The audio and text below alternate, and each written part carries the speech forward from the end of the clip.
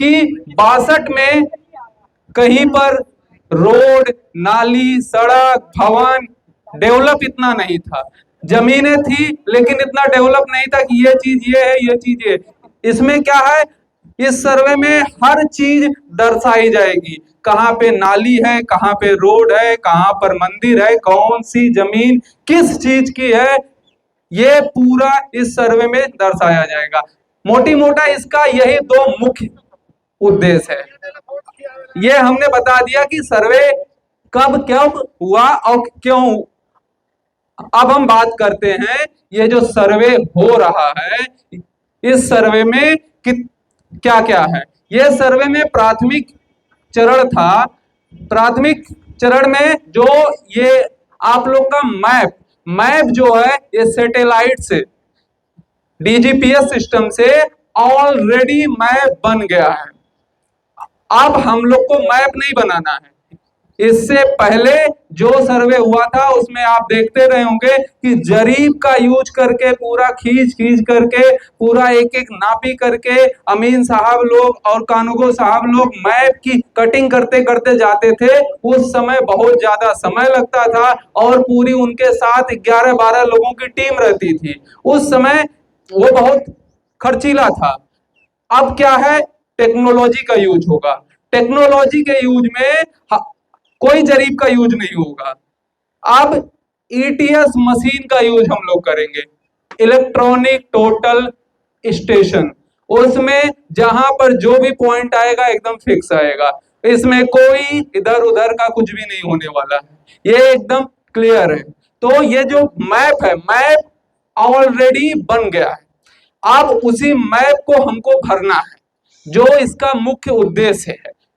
Map तो बन गया, सैटेलाइट से ऊपर से फोटो खींच लिया कि कहां पे क्या है, हमको अब भरना है। इसको भरने का चरण ही 22 चरण में काम है, जो अब ये काम हम लोग करेंगे।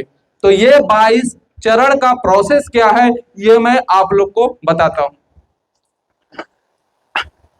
इसमें क्या है, P1 जो हमारे बंदोबस्त पदाधिकारी होते हैं, मुख्यालय डीएम के समकक्ष होते हैं, उन्होंने ये घोषणा कर दिया कि फला फला गांव में फला फला टीम मेंबर जाके सर्वे का काम शुरू करें।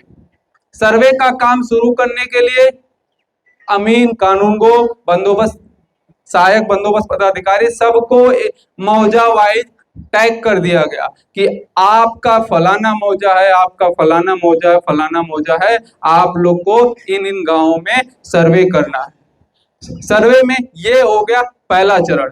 पहला चरण उद्घोषणा हो गई।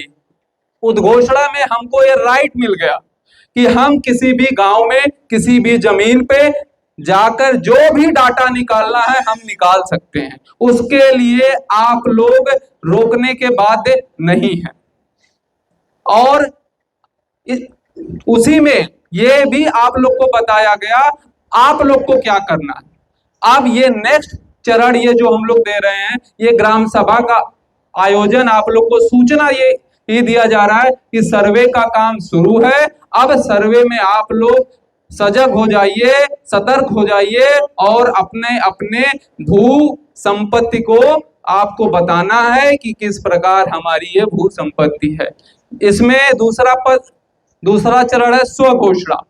स्वघोषणा में आपको ये प्रूव करना है कि आप किसी जमीन का मालिकाना हक रखते हैं तो किस प्रकार रखते हैं।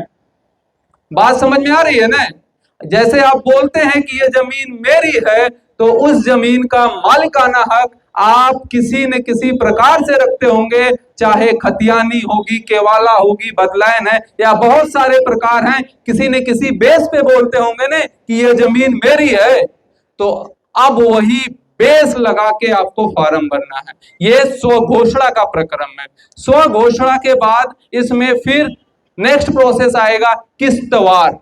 किस्तवार में हमारे अमीन साहब और उनके साथ कानूनगो महोदय एसओ सर भी रहेंगे। ये लोग हर एक एक प्लॉट पे जाएंगे, वहां से हर एक एक प्लॉट से डाटा कलेक्ट करेंगे। डाटा कलेक्ट करना ही क्या है, किस्तवार है। हर एक एक मतलब किस्त किस्त हर एक प्लॉट पे जा रहे हैं, वहां से क्या है, रकबा क्या है। आप हमको ये फॉर्म भर के दे दिया, हमारे पास रिकॉर्ड आ गया आपका, आप कहते हैं ये मेरी जमीन है, तो हम उसको जा करके के देखेंगे चौहद्दी क्या है, ये क्या है, जो आप बोल रहे हैं वो सही बोल रहे हैं कि नहीं बोल रहे हैं। हाँ, वो किस्तवार प्रकरण में हर एक एक प्लॉट पे जाया जाएगा, कोई भी प्लॉट हो सब पे जाया जाएगा, कुछ भी नहीं छूटेगा, चाहे सरकारी जमीन हो चाहे कोई भी जमीन हो, हर एक जमीन का सर्वे होगा। ठीक, इसके बाद का प्रक्रम आता है खानापुरी। खानापुरी में आप लोग का खाता खुलेगा। इसमें जरूरत पड़ेगी तो हम ओरिजिनल पेपर भी आपसे मांगेंगे कि हमको दिखाइए। ये सब हम खानापुरी में देखेंगे। अभी कोई ओरिजिनल पेपर हम नहीं मांग रहे हैं, ये सब हम खानापुरी में देखेंगे। अभी आपका जो भी पेपर है उसकी फोटोकॉपी लगा के आपको फॉर्म भरना है। ये खानापुरी का प्रोसेस आ गया। इसके बाद हम लोग एलपीएम, लैंड पार्सल मैप, और साथ में एक खतियान जारी होगा। वो आप लोग को जिसके जिसके नाम पे खाता खुलेगा वो आपको मिलेगा।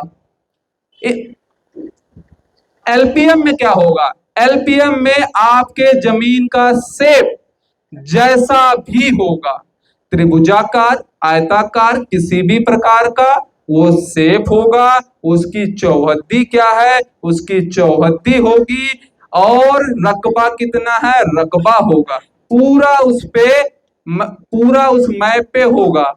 ठीक, जब वो, और साथ में एक खतियान होगा, खतियान में आपका नाम,